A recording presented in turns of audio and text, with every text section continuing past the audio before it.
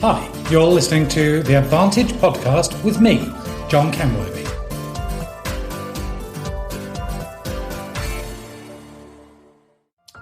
Hey there, and welcome to this week's podcast. This is Dr. John Kenworthy, and I'm going to be talking this podcast about learning faster and better.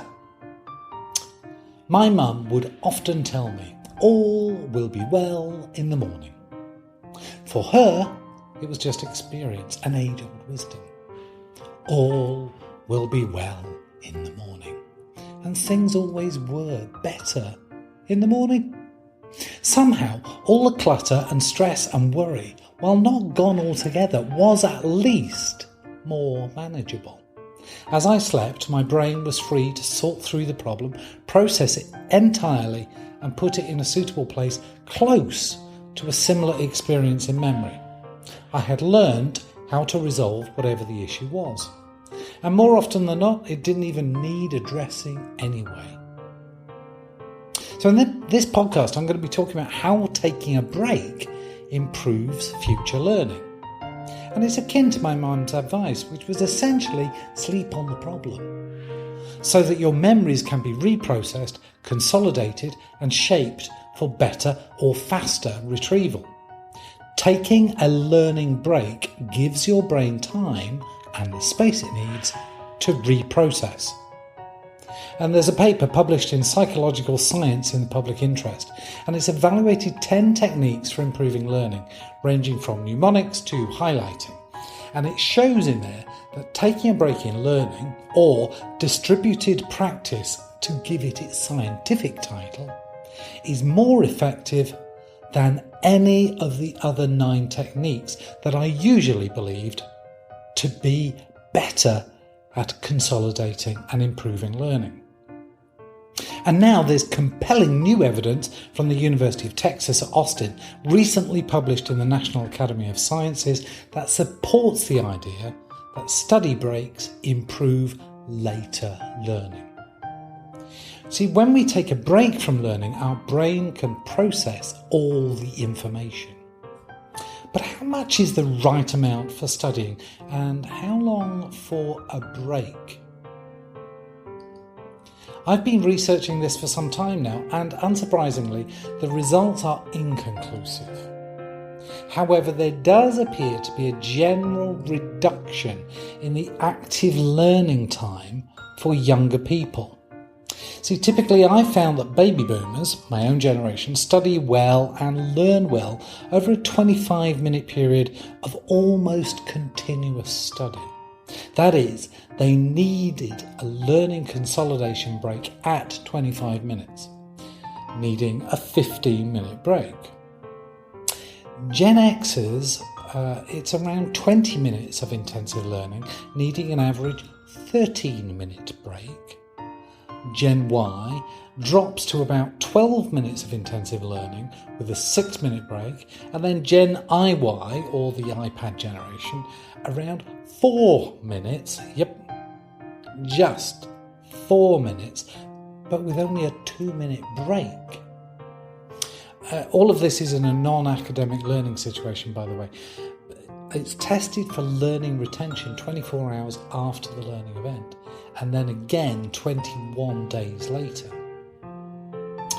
The importance of this is that the amount of time people can intensely study or learn is becoming shorter, but also the break time becomes shorter, that is needed to help learning. It's not just sleeping on the problem overnight, but taking breaks on a regular basis during the learning process. Within every group that I've been studying, there's been a huge range, and it would change from individual dependent on the mode of learning. Was the learning in a form that they preferred, whether they prefer to read, watch video, listen to audio like a podcast, or kinesthetically need to be doing things, etc. Sadly, from an academic point of view, even so-called learning preferences has not been statistically significant factors in any study on learning and development in adults. What we do know, though, is our brain needs a break. When we take a break from learning, our brains can process all of the information. See, when we are learning anything, our prefrontal cortex, the PFC, just above your eyes, your forehead area, is burning a huge amount of energy as you evaluate the information, process it, and check it against working memory. Then the new information is processed, consolidated, and linked to appropriate other memories and emotions. But for this to be held in longer-term memory, it appears that the PFC needs to be less active. Perhaps because the PFC is such an energy hog, and we simply need to switch our energy resources to consolidate memories. And consolidation of memories is learning. So, can we just take a pill and learn better and faster? Well, to a certain extent, yes, we can. See, glucose and oxygen is the fuel we need to burn to learn, and caffeine can assist as well if recent research is correct. So taking a moment, munching on candy, taking deep breaths, and sipping that cup of coffee all help us learn. Oh, I've just described a break. So, if it's a break that we need, sometimes having some glucose, certainly taking in some oxygen, is helpful because that replenishes the energy that is being burnt by the prefrontal cortex, the brain, as we are intensely learning. So, taking a break during our learning, taking deep breaths, limited amounts of glucose, will assist your learning. Better still, as my dear mum would say, sleep on it. All will be better in the morning. Hope you've enjoyed this brief podcast. Do let me know what you think of these podcasts if you've been listening to them on a regular basis.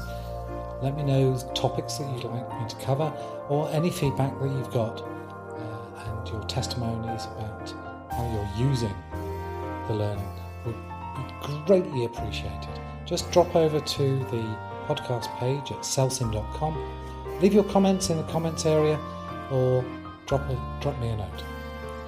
Thanks. Have a blessed week.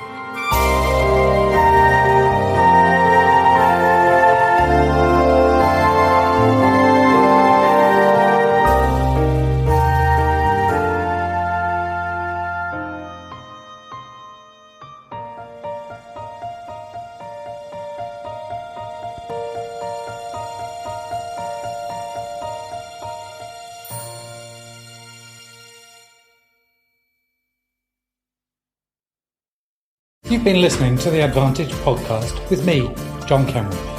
To find out more, visit us at celsim.com.